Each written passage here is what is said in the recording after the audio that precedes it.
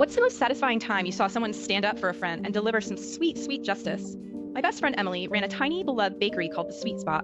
Her cardamom pistachio rosewater scones were legendary. People drove from towns away just for them. Emily poured her heart into that place, working 16-hour days, knowing every customer by name.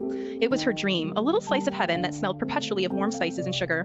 Then Mr. Dubois arrived. He opened the Gilded Spoon right across the street, a sleek, modern, corporate-backed bakery with fancy decor and an army of marketing professionals.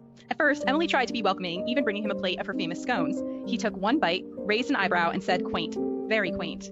And that was the end of neighborly goodwill. Mr. Dubois started a quiet smear campaign, spreading rumors that Emily ingredients weren't artisanal enough or that her kitchen wasn't up to modern standards. Her sales, once booming, started to dip, but the real gut punch came a month later. The Gilded Spoon unveiled its new signature item, a cardamom pistachio rosewater scone, almost identical to Emily's. They even called it the Gilded Scone. Emily was devastated. She found out Mr. Dubois had sent an employee to buy her scones daily for 2 weeks, ostensibly to study the local market. He'd reverse engineered her recipe right down to the unique blend of spices.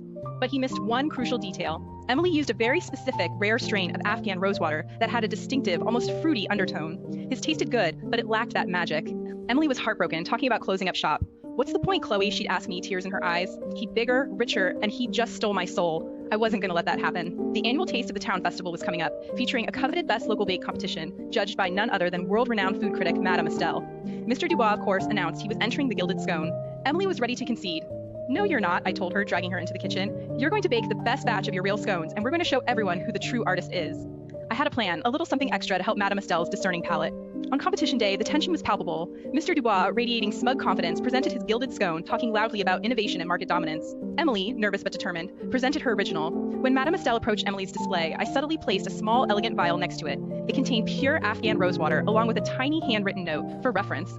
Madame Estelle took a bite of Emily's scone, her eyes widening slightly. Then she took a bite of Mr. Dubois's. She paused, then looked at the vial, taking a tiny sniff. She returned to Mr. Dubois, her expression unreadable. "Your scone is pleasant," she began, then held up the vial. "But there's a certain ephemeral note, a delicate perfume, that truly elevates the original. Do you use this particular rosewater, Monsieur Dubois?"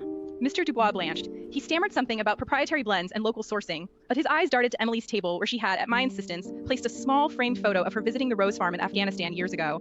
Madame Estelle simply nodded, her gaze lingering on the photo. The results were announced an hour later, and the winner of this year's Best Local Bake goes to Emily from The Sweet Spot for her authentic, incomparable cardamom pistachio rosewater scones. The crowd erupted. Mr. Dubois' face was a study in pure, unadulterated fury and humiliation. His gilded scones quickly disappeared from his shelves, and his local rumors backfired as people rallied to support Emily. The Sweet Spot boomed. Sometimes the sweetest revenge tastes just like justice.